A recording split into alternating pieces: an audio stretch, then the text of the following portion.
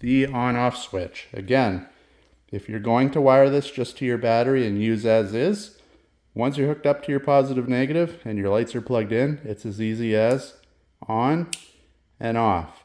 Now, we're actually going to change this out to a OEM Tacoma switch. So, all these little switches are made the same.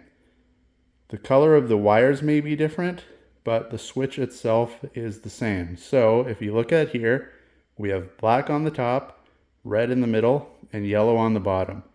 I'm going to show you once I get this all wired up to the Tacoma switch, which wire goes where.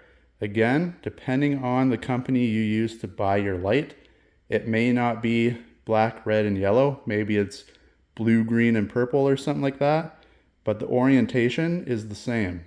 So remember, on is up the way I'm holding this.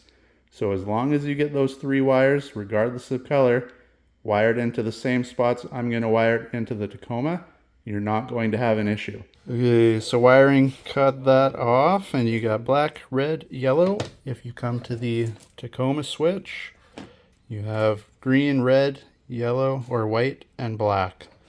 You do black to black, green to yellow, and red and white to red. If you do it in that order.